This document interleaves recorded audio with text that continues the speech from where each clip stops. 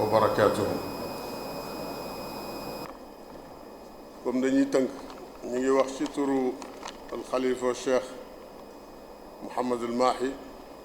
xaadimul ummati wa xalifatul fayda tijaniya mi nga xam ne moo ñuy sant bi pour ñi ñëw uutu ko fii joxe ay kàddu ci turam. nee na mi ngi gërëm ñi fi teew ñëpp commencé ci parrain yi muy le président de la république son excellence Bassirou Diomaye Diakhar Faye mi nga xam ne monsieur le ministre Mokhtar Cissé moo ko représenté fii tey. mi ngi gërëm itam saaxibul jalaala mawlana Muhammad as-Sadis sulaalatul bayt al-sharif safir Nasri moom mi nga xam ne itam moo teewal jalaalatul malik fii ci jotaay bi. ñoom ñaar ñooñu ñoom lañ cëraloon def leen ay parrain ci bés bi nga xam ne bés bu ñuy tàmbali la comme niñ ko waxee mu nar a continuer am ay xalaqaat. dana nekk tey ci Dakar parce que mooy capitale bi mais ëllëg mën nañ ko def ci Kaolack beneen yoon mën nañ ko def ci Gambie ndax El Hadj Abdoulaye ku nekk xam na ne foofu ñuy wax Market Square ci biir Banjul nee na ñim jàngal firi alquran ñëpp foofu la leen ko daan defalee. ñi ngi gërëm itam comité bi nga xam ne ñoo organisé lii te Cheikh Ahmad Boucar Ñang jiite ko ak képp koo xam ne jàppalante na ci ak moom. wax nañ ne Maam Alaaji mi ngi jógee Jolof bi nga xam ne fa la cosaanoo vers 1279 ànd ak baayam Mouhamad Niass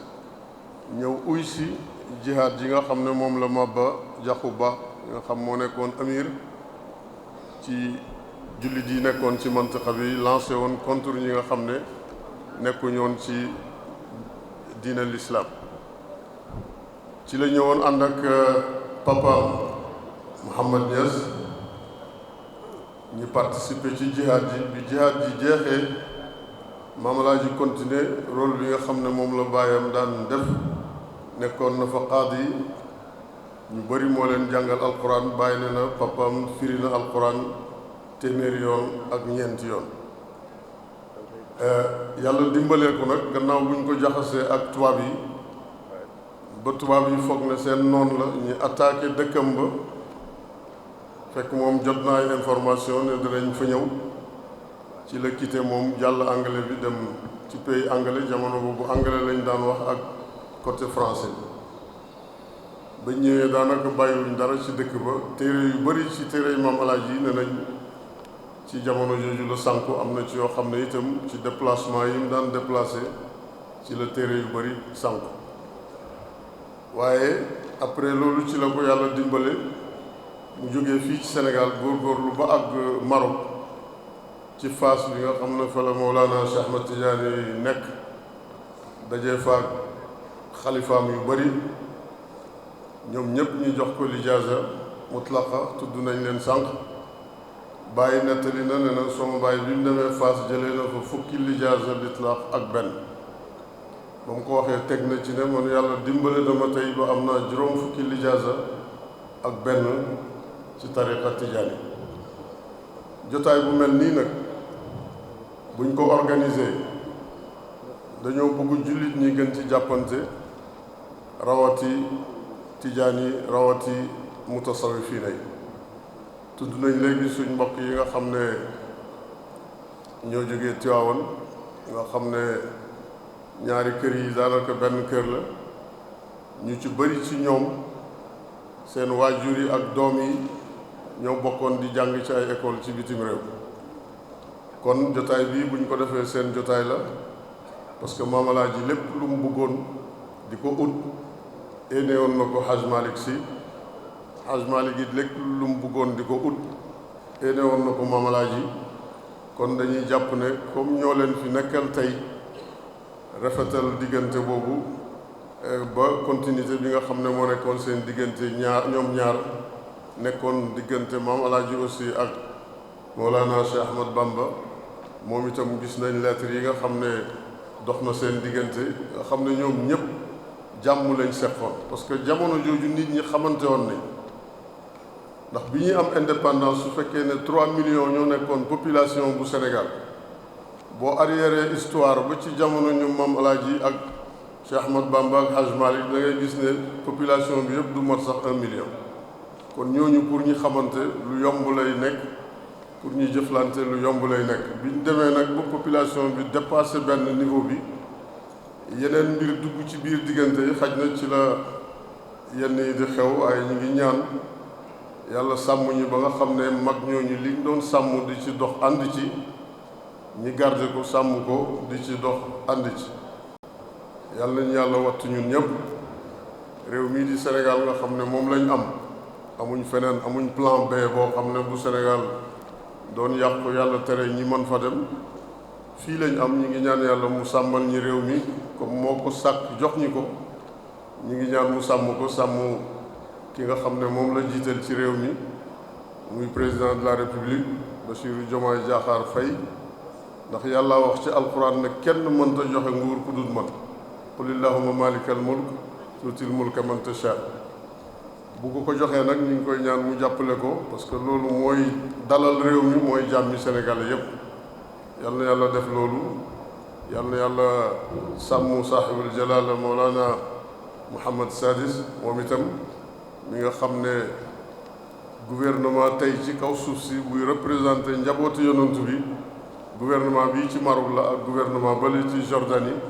parce que ñaari buur yooyu yonent mooy seen maam directement ñun nag ñii la ñu yàlla gën a booleel ñu ngi ñaan yàlla gën a dëgëral loolu sàmm loolu wasalaamaaleykum wa rahmatullahi wa barakaatu.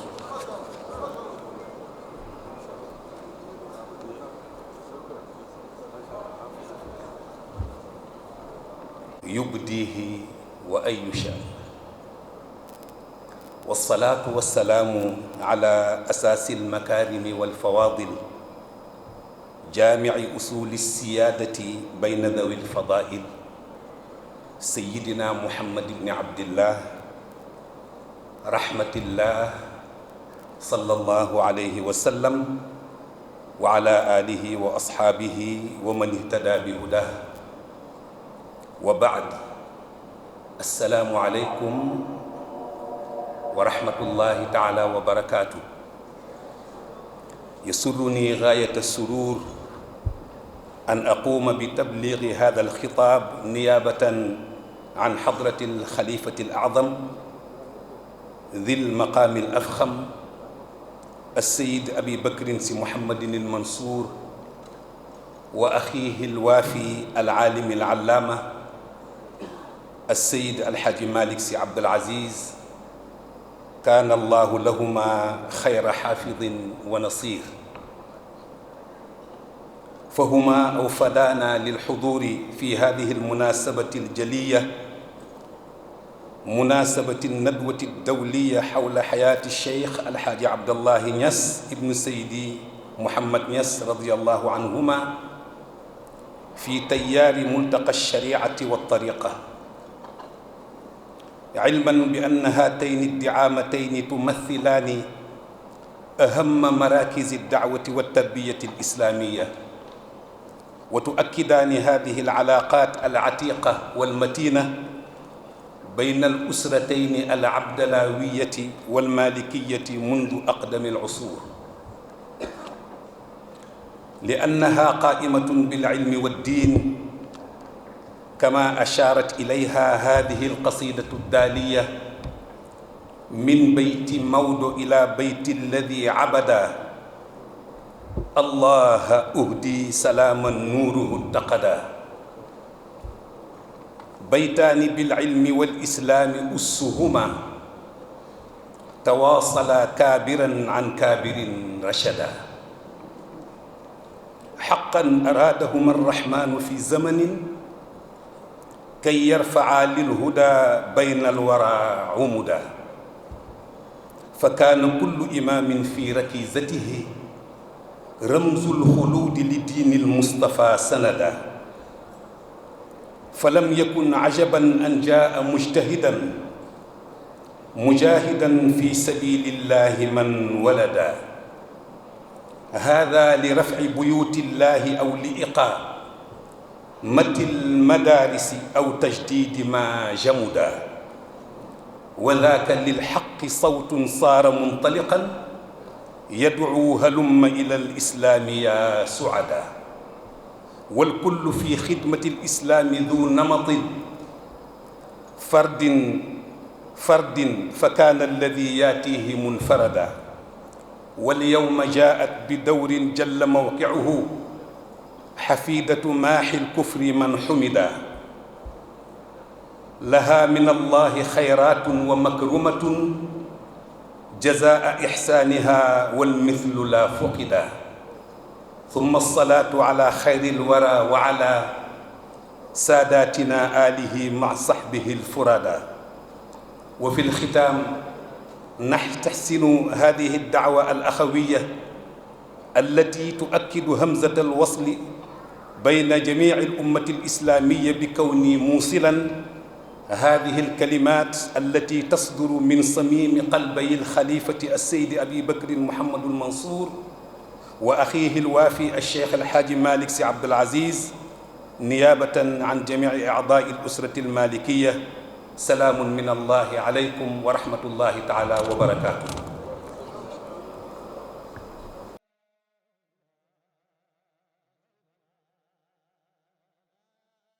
ورحمة الله تعالى وبركاته. Je me réjouis d'être là pour parler de mon grand-père El Hadji Abdoulaye Niass le Grand. Mon père, Khalifa El Hadji Mohamed Niass, étant son fils aîné, avec son presque jumeau, son imam El Hadji Babacar Niass Al-Awwal, et parce qu'ils sont nés à 90 jours, donc l'un l'autre. El Hadji Abdoulaye Niass était fils unique et il avait une sœur jumelle. Il est le fils de Mohammed, que certains appellent Ngadja,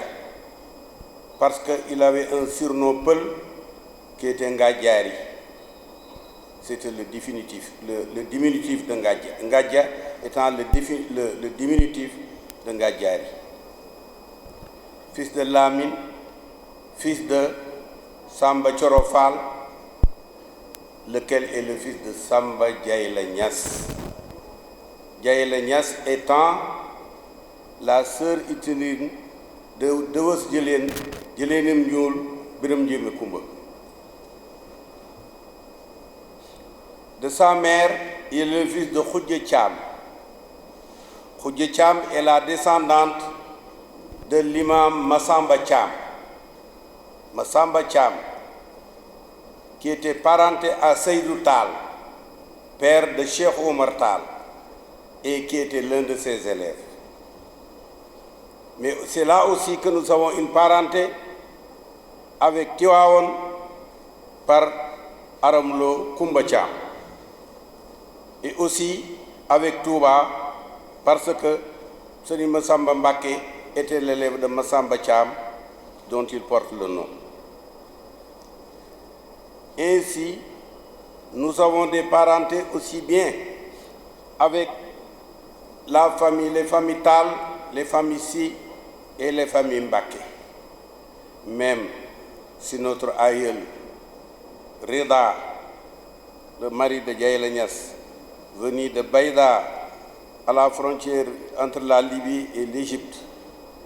je suis d'ailleurs venu avec mon fils qui porte son nom. Donc nous sommes descendants de Rida, et mon père Khalifa El Hadji Mohamed Niass écrivait Nahnu Arabun Sawadatna al-Ummahat. Oui, je voudrais féliciter nos neveux soit la famille de Cheikh Omar Roqi al-kabiru fi a'malihi wal mutawadi'u fi af'alihi, parce qu'ils ont fait une très bonne organisation. Je me rappelle de la première édition qu'on avait faite, et on a à peine pu remplir la salle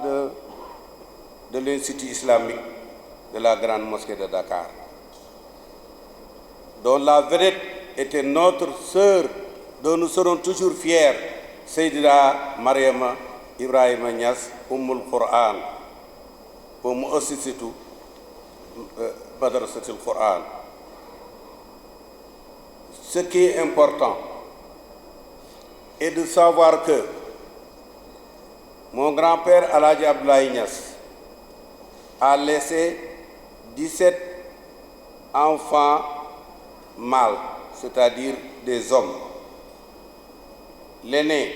étant mon père, le deuxième étant Imam Alhaji Babacar. Il y a d'autres célébrités, mais dont la quintessence s'est faite avec Cheikh al-Islam Alhaji Ibrahima Niass bàyyi ñépp wax leen ca kaw. Kooku nag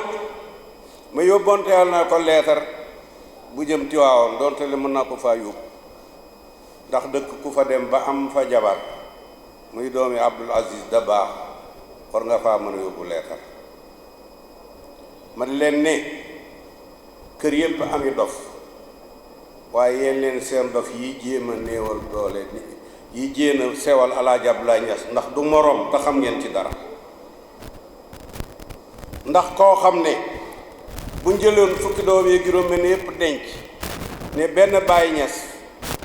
mooy doomam di taalibeem, kooko amu fi moroom. loolu muy réyaay Alaaji Abdoulaye Niass. duñ nangu fu waay jógee rek ñooy hey Abdoulaye Niass ba mu demee, te pourtant Abdoulaye Niass dafa dem Màkka aji Màkka, te am na fii ñuy oowee alaaji te ajiwuñ Màkka. kon nag affaire yi mënul nekk affaire usurpation. ñun ñëpp xamante nañ ñu ngi respecté la baax mooy la alaaji Malick bindoon ba alaaji Abdoulaye Niass di ñëw di ko wax ne ata habibi bi fadlillahi min faas yi ba fu may wax ne ko qad zittana zadakal mawla, ne ko yokk nga ñu. alaaji Abdoulaye ba mu ñëwee dafa yokk, am na fa juróom-ñaari weer, te pourtant alaaji Abdoulaye ba mu ñëwee demul Tiwaawan, Cees la dem ci kër alaaji Mat Baro Njigéen, am na fa juróom-ñetti weer door a jàll Tiwaawan, te diggante ba ni mën na ko dox ci benn bëccëg. kon alaaji Abdoulaye doon na dox di dollee rek, dolli na. ndax tey boo ne alaaji Abdoulaye Niass ne Kaolack, waaye mën nga ne alaaji Abdoulaye Niass Kawnu, mën nga ne Kaduna, mën nga ne Ibadan, mën nga ne Bauchi, mën nga ne Kanu, mën nga ne Sokoto, mën nga ne Kuseri, mën nga ne Ngawndere, mën nga ne Njamena, mën nga ne Nouakchott, mën nga ne Matamulana, ak feneen ak feneen ak feneen. kon kenn ku ne na nga xam sa bopp, ñu respecté yoon te àndante. waaye ñun suñu kër lii Ñaseen amu fi benn nit boo xam ngeen nangu ngaa benn nit wala taalibe wala muqaddam boo xam ne ñeme ngaa jël sa baat sa gémmiñ ubbi ko di ci wax dara luy ñaawal benn kilifa ci Tiwaawan. kon yow sëñ Babacar Sy di sama doom, ndax sa baay Abdou Aziz ba muy jaali sama baay dama ko ne baay Abdou Aziz, mu ne ma kaay ma wax la sama baay waxoon sa baay. ma ne ma sa baay dafa ñëw sama baay ne ko baay, mu ne ko du ma sa baay sa mag laa. kon man Abdou Aziz yow Ahmed du ma sa baay sa mag laa. dama ko ne na nga tere ñii sewal alaaji Abdoulaye tey tuddoo Tiwaawan. xam naa ne yow doo ko wax. Abdou Aziz kii Maodo Malick mu Abdou Aziz du ko wax, ku sant si ku baax du ko wax. waaye téye leen seen yooyu nga xam ne ka noom xumurun mustanfaratun farrat min xasurati.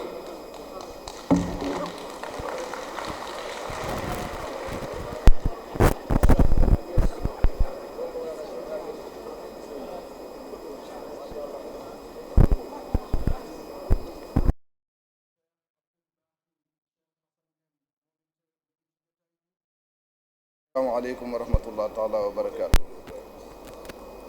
donc ñu ngi jiital sant yàlla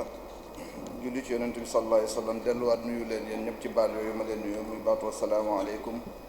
wa rahmatullah taala wa barakaatu. joxe tuuti nuyoo rek bala may leen di jébbal bataaxal bu président de la république son excellence Bassirou Diomaye Diakhar Faye yónni ma war ko jàng ginnaaw bi nga xam ne jox naa leen ay njéggalam muy jéggalu ci uute bu mu wuute bi mu doon lu mu bëggoon teew waaye agendaam am ci leneen lu mu ko yóbbu ba tax mënul teew ci bés bi. donc ñu ngi dellu di santaat yàlla di julli ci yonent bi sallallahu alayhi wa sallam li nga xamee ni may nu yàlla nattoo nu déggaat parce que déggaat la turu ministre de l'intérieur mu ëmb kaaraange réew mi comme ni ngeen koy waxee waaye réew mi yàlla moo ko mën aar yàlla na ko yàlla aar jaarale ko ci nun ñu mu teg ci kanam waaye yàlla moo ko mën aar yàlla na ko yàlla aar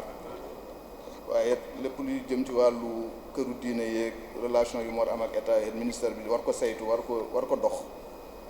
donc ñuy sant yàlla ba mu jagleele suñu première sortie doon jotaay bi doon xew-xew bi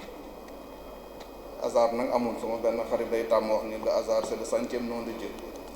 ndax yéen boroom xam ne am da ngeen di wax wala bokk ñenn ci yéen du ñuy wax ni 99 la am na benn nit na mu ni hasard mooy 100e tour bi moom la ñëpp di wër loo tombi ni hasard la rek jàppal ni yàllaa fa nekk moo tax mu ni c'est le 100e nom de Dieu. donc di sant yàlla ci xéewal boobu ngeen def nu ñëw fii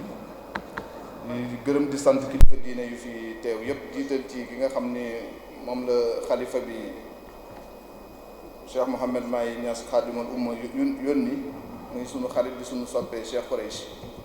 ñu xam ko lu yàgg liggéey ak moom lu yàgg bu mu nekkee parlement ak bu mu nekkee présidence de la république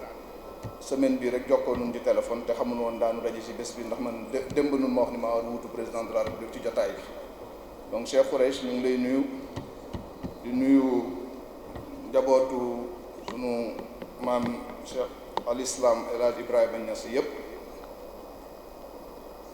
góor ak jigéen góor ji bari na ñi ma ci xam jigéen ñi ñu sepp ci rek sunu maam Roqaya sunu yaay Roqayatu Niass mu yóbbaale jigéen ñëpp waaye ñu ngi nii góor ñëpp ak jigéen ñëpp ñi ci Medina Baye waaye di nuyu njabootu maam Abdallah comme tey maam Abdallah moo xelu ji ci lewana aussi xalifa ba Cheikhouna Tidiane ak njaboot gi yëpp rek bàyyiwuñu kenn ba ci njabootu sunu maam Ali Cissé imaam Cheikh Tidiane maa ngi koy nuyu ndax moom wëllëre bu yàgg laa amanteeg moom bi nga xam ne ñu ngi ko fasantee fu ñu ko war a fasantee muy Fass ci Cheikhouna Tidiane foofu noonu daje foofu laa ko xam ak njaboot gi yëpp daal. Cheikh Khoureyssi ñu ngi nuyu Mouhamed Al Arabi bi nga dendal di nuyu docteur Ahmed Khalifa Niass waaye di nuyu sunu waa kër maam borom Touba yi fi nekk yi di nuyu Mouhamadul Habib Sy bu fi toogal sunu papa sunu sëriñ sëñ Babacar Sy Mansour Al Khalifa ak rakkam Moustapha ak Pape Diop bu leen gunge bi ak kilifa diine yi fi nekk yëpp di kontaan ci ñëw bi di gërëm di sant Boucar ak waa Boucar Niang ak waa jamiya bu organisé bi lii ngeen fàggul nu yiw bu rëy ñu mën daje fii di waxtaane dund ak jëfu nitu yàlla bu kenn naatamlewul ay mbiram mooy El Hadj Abdoulaye Niass radiyallahu taala anhu yal na yàlla wuutu nu fayal nu ko moom mag ñu liggéey islam Sénégal yëpp bu nu daj. El Hadj Abdoulaye Niass man xaw ma ci bu bëri ñu ko gën a xam rek fi nekk waaye doyoon na sëkk rek sunu xarit bi léegi docteur Ahmed Khalifa Niass wax na bàyyi na fi 19 doom yu góor yaakaar naa du loolu la wax 17 waaye soo ci seppee sunu maam Khalifa Niass ak maam ak Cheikh al Islam Baye Niass rek doy na sëkk héritage jarul sax ngay sore moo meññ ñaar yooyu doy na ndono boo lekk nag man nangu naa ci làmminu Oustaz Bahram Diop ndax dafa ñëw gàmmu Ndar Cheikh Abdou Aziz Sy Al Amin boole kook man ak Khalifa Lo mu dalal ko ci biir waxtaan boobu mu am lu mu ci doon wax yu bëri wax na ko ci sax mais mu ni mag ñi takk nu ni sunu maam Alaaji firi na alxuraan téeméeri yoon firi alxuraan téeméeri yoon nag ngay tekki ni kooku daal woon di firi alxuraan weeru koor rek bu yàggu ni xanaa xëy na at bi boobu daan nga firi ñaar ba ñetti yoon du dëkk ñaar yooyu rek man laaj ci xam barewul mais soo ko takkee ñaar yooyu rek day doy sëkk nga xam ni nitu yàlla bu mag nu nu amal nu nuy waxtaane mbiram di ñaan yàlla taas na ci barkeem yàlla yokki leeram te taas na ci barkeem mu des nag lislaamu Sénégal lislaamu bennoo la lislaamu waxtaanoo la lislaamu mbokkoo la lislaamu juboo lislaamu àdduna bi sa loolu la war a doon islaam jàmm la woote te jàmm nag wax naa ko barki démb bu may def suma passation de service wax yiw la ak def yiw looloo koy indi mag ñi wax noonu ba sonn ni penc mi su fi jàmm fa naan rek dafa am mag mu noppi lu mu xam am kilifa gu mën a faj dara faju kon nag loolu suñ ko bàyyee xel jàmm dina am nuy rafetoo fépp nag di rafetoo ku ci nekk am nga noonu biti bu ëpp doole sa noonu biir wala ñuy tojante bopp ci biir nu toppatoo noonu biti yi yéen ñuy woote ni tijaan ngeen kon ma génn ci sama bopp ko ndax waxu état laay wax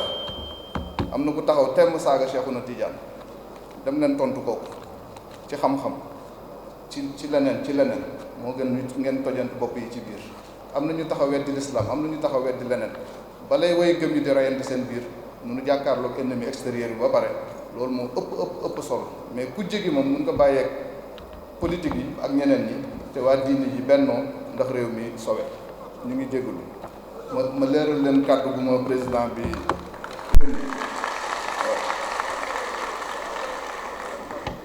waaw ndax match combat bi nga xam ni kenn mënu ko arbitrer yàlla rek ku mën a arbitrer ku ko bëgg a arbitrer da nga nar a sonn waaw. Honorable Cheikh Khoureyssi Niass ibn Cheikh al Islam, Excellence Monsieur l'ambassadeur du Royaume du Maroc, Madame la ministre Ami Mara, ministre de l'économie maritime, Monsieur le chef de cabinet du président de la République, Abdoulaye Ousmane Baro, Honorable Ahmed Khalifa Niass, Honorable Mohamed Al-Arabi Niass, Monsieur le président de la commission des conférences et du patrimoine intellectuel de la Fayda, sunu soppe Seydi Boukar Niang, éminents guides religieux, honorables représentants des familles religieuses, mesdames et messieurs, membres du comité scientifique, distingués invités. C'est avec un profond honneur que je prends la parole devant vous au nom de son Excellence M. Bassirou Diakhar Faye, président de la République du Sénégal, qui a bien voulu me confier la mission de le représenter à cette importante cérémonie. Je voudrais en son nom adresser des salutations respectueuses aux autorités religieuses présentes, aux descendants et disciples de Cheikh El Hadj Abdallah ibn Sahid Mohamed Niass, aux représentants de la Fayda Tidjania, aux savants, chercheurs, universitaires et fidèles venus du Sénégal, d'Afrique et d'ailleurs. Je voudrais également associer à ces salutations Sa Majesté, le roi Mohamed VI, roi du Maroc, dont le haut patronage, aux côtés de celui du président de la République du Sénégal, traduit la profondeur des liens spirituels, historiques et culturels qui unissent nos peuples, ainsi que l'importance attachée à la préservation des patrimoines religieux et intellectuels de l'Afrique musulmane. Mesdames et messieurs, le thème retenu pour ce colloque, au confluent de la loi et de la voie, la vie et l'œuvre d'El Hadj Abdallah ibn Sahid Mohamed Niass, nous invite à revisiter une grande figure de savoir, de piété, d'éducation et de transmission. Il nous rappelle que dans notre tradition, la loi et la voie ne s'opposent pas. La loi appelle à la droiture, à la justice et à la responsabilité, tandis que la voie éduque le cœur, cultive l'humilité, la maîtrise de soi et le service. C'est dans cette articulation entre la science et la spiritualité, entre l'exigence morale et l'élévation intérieure, que s'inscrit l'héritage d'El Hadj Abdallah Niass. Mais ce colloque ne célèbre pas seulement une figure savante du passé. Ce colloque nous ramène à une source. Évoquer El Hadj Abdallah Niass, c'est évoquer le père, c'est évoquer le maître,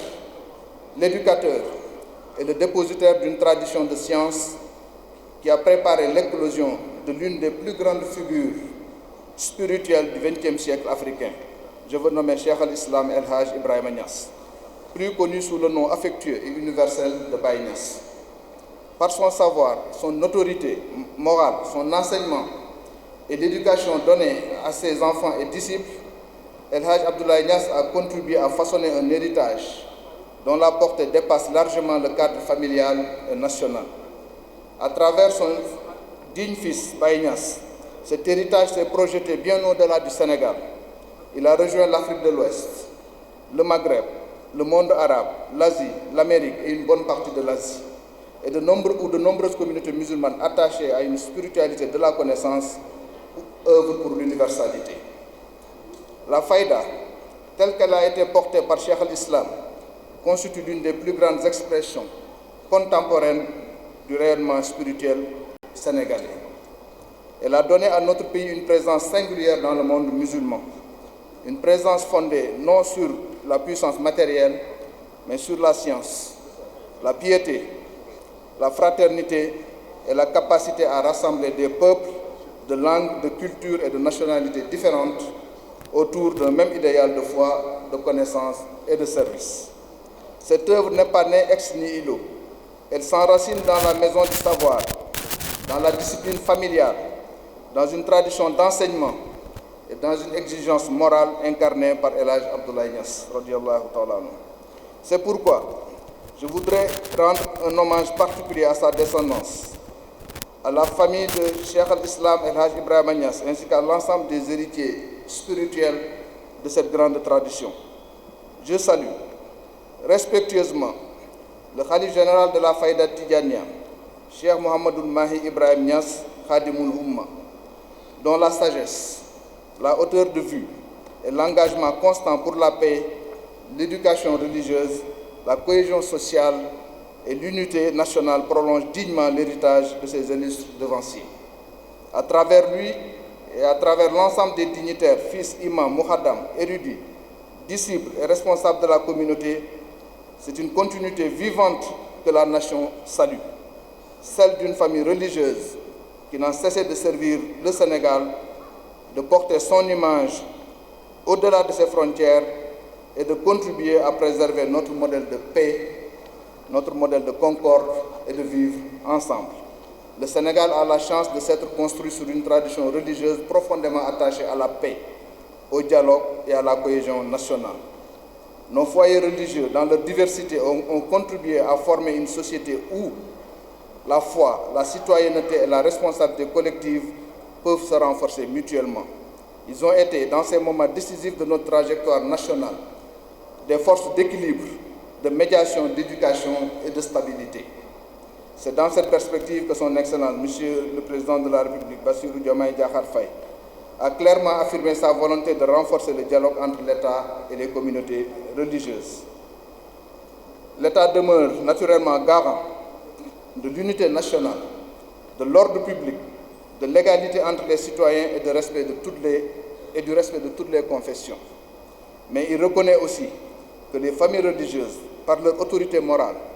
leur enracinement social et leur capacité de médiation, constituent des acteurs majeurs de paix, d'éducation, de stabilité et de cohésion. À cet égard, l'héritage de l'Hadj Abdoulaye Niass, prolongé par l'œuvre universelle de Baye Niass, est porté aujourd'hui par sa descendance, entre pleinement en résonance avec cette vision présidentielle. Il rappelle que la religion, lorsqu'elle est adossée au savoir, à l'éthique et à la responsabilité, contribue à consolider la nation, à apaiser la société et à ouvrir le Sénégal au monde. Ce colloque ne doit pas donc être regardé comme une simple commémoration. Ce colloque est un acte de transmission. Étudier la vie et l'œuvre de ces grands hommes, c'est revisiter une mémoire. C'est surtout interroger ce que cette mémoire peut encore enseigner à notre temps. Comment former des citoyens droits? Comment concilier la foi et la responsabilité publique? Comment faire du savoir religieux un facteur d'apaisement? Comment préserver l'autorité morale des guides dans un monde traversé par la confusion? Je voudrais à cet égard saluer la qualité de l'initiative portée par la Commission des conférences et du patrimoine intellectuel de la Faïda. Mesdames et messieurs, au nom de son Excellence, Monsieur le Président de la République, je voudrais réaffirmer l'attachement de l'État du Sénégal à la préservation de notre patrimoine religieux, culturel et intellectuel. Que ces journées de réflexion soient fécondes, qu'elles permettent d'approfondir la connaissance de l'œuvre du Cheikh, de renforcer les liens entre savants, disciples, chercheurs et institutions, et de mieux faire connaître la contribution de nos grandes figures religieuses à la construction morale, sociale et intellectuelle de notre pays. C'est sur ces mots que je déclare ouvert au nom du Président de la République le colloque international consacré à la vie, à l'œuvre et à l'école de Cheikh El Hadj Abdoulaye Ibn Sahid Mohamed Niass. Je vous remercie de votre attention.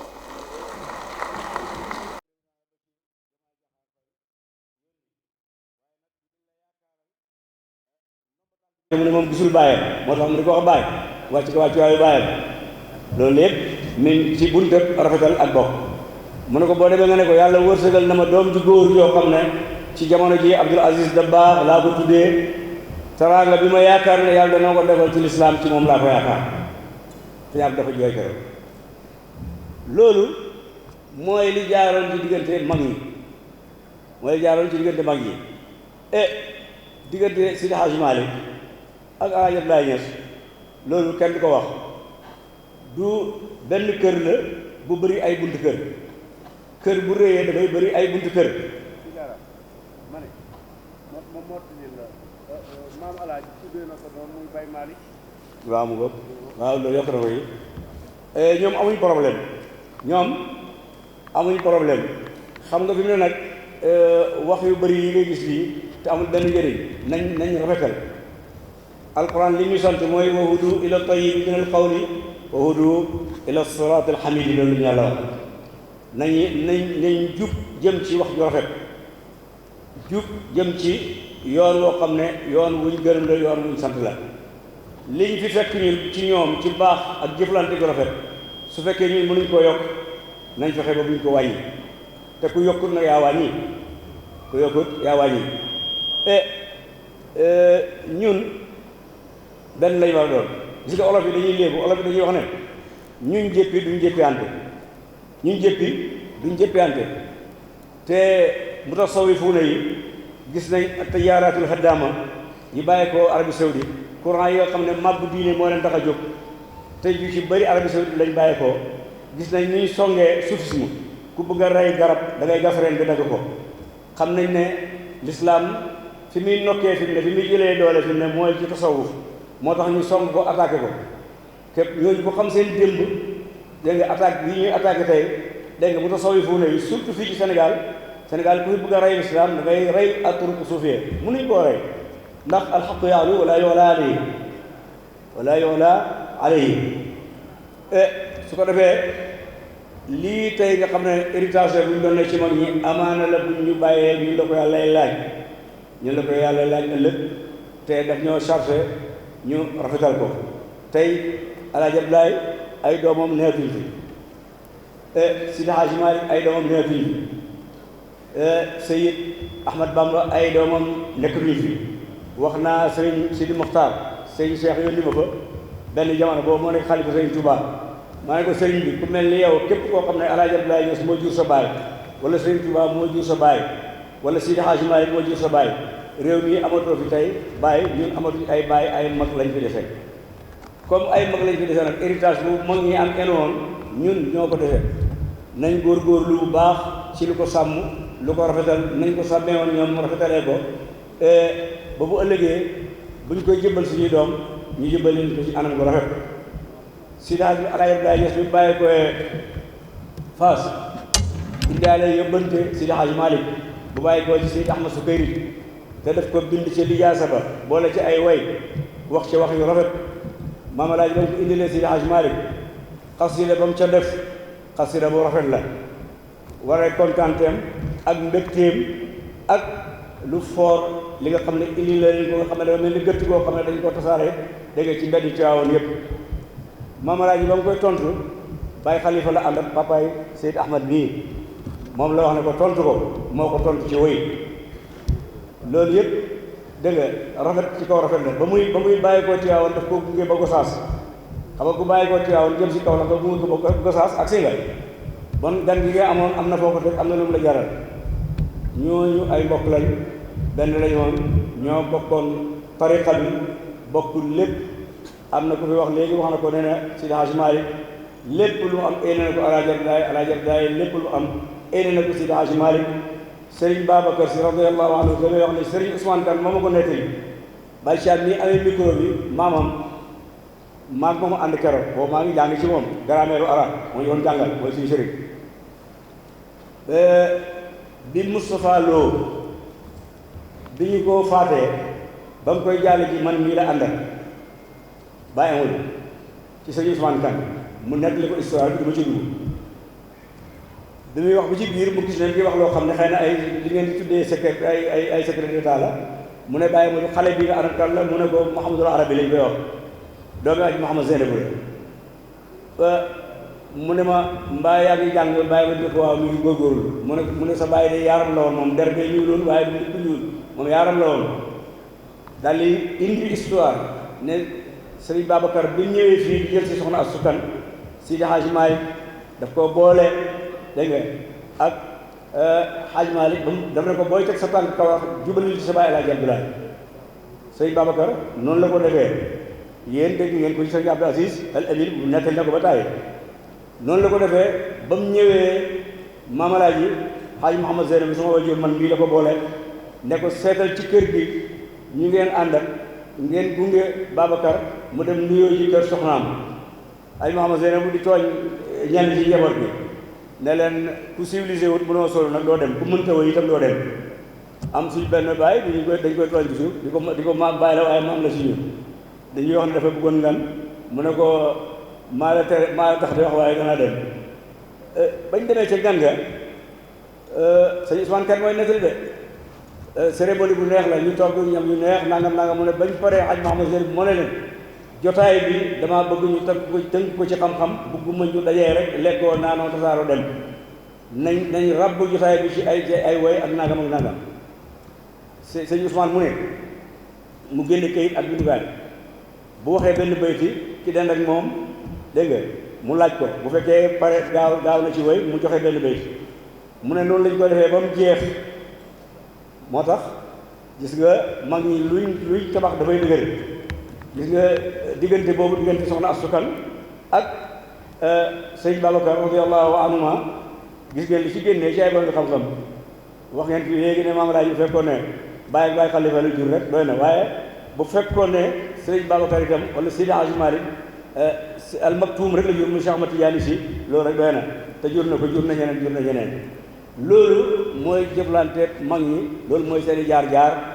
nañ ko rafetal maa ngi sooy ci wax ji te jotaay bi dugg na monsieur le ministre ñu ngi lay gërëm ñu ngi lay gërëm kontaan nañ ci sa teewaay fii ci suñu biir ndax dañ laa yónni ci sa bopp ñun xam nañ taxawaay bi nga xam ne am nga ko ci tariqa Tijaan buur yàlla